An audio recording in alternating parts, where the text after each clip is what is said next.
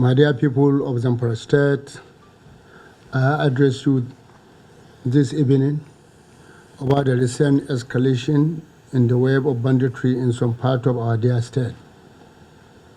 As you are aware, the most recent one is the attack on Kadawa village in Zurmi local government area.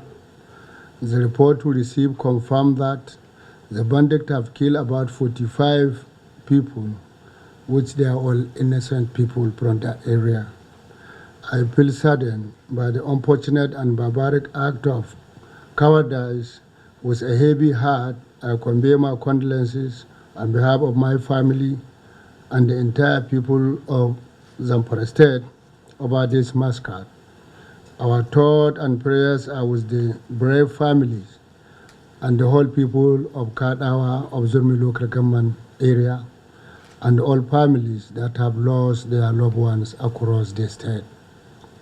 I pray to Allah subhanahu wa ta'ala to forgive and shower his mercy to the deceased and grant their families the fortitude to bear this great loss. As I express my condolences to every one of you individually and collectively, I want to tell you that we will stay doubly proactive in confronting these men of the underworld. This hard-hearted gang of criminals have made us to believe that violence is the only language they understand. More than ever before, we are determined to pay them in the same coin. In recent weeks, the act of banditry has reverted to the ugly dimension it had prior to the coming of my administration. The marauders kill without regard for any rule of sanity. Women, the elderly, and the children are not spared. As a result, a large number of people have been displaced in nearly every town in the state. My dear people of Zamfara State, you are witnessing to what we have accomplished from the beginning of our administration, particularly the peace and reconciliation effort that we initiated and achieved. As a result, we have been able to shift our violent narrative to one of optimism and peaceful coexistence.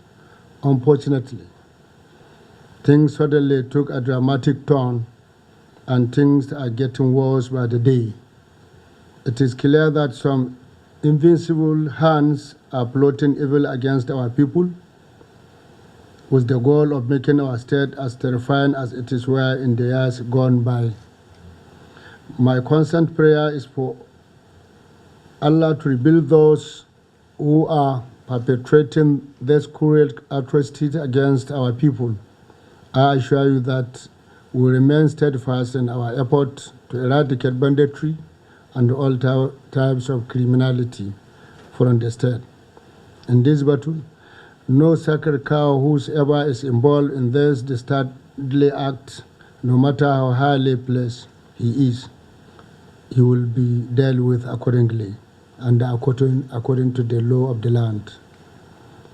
We have demonstrated this commitment based on the actions we have taken in respect of Emir of Maru, Emir of Dansadao, and following yesterday's incident, the Emir of Zurmi is suspended. My administration has resolved to begin, and we have already begun implementing the recommendations of the MD Abubakar-led Committee on Finding Solutions to Banditry in Zamfara State.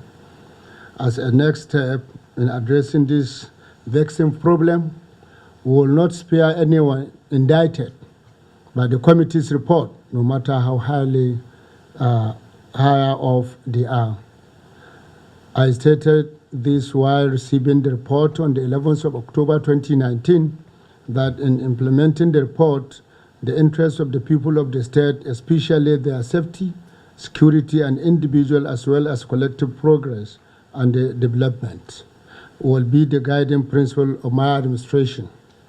Let me reiterate my call during the special sermon and prayers yesterday that our people shall complement the effort of the security forces by defending their communities in the wake of any attack. This strategy is part of the decision taken by the northern state governors to combat the menace of banditry and related crimes in our region.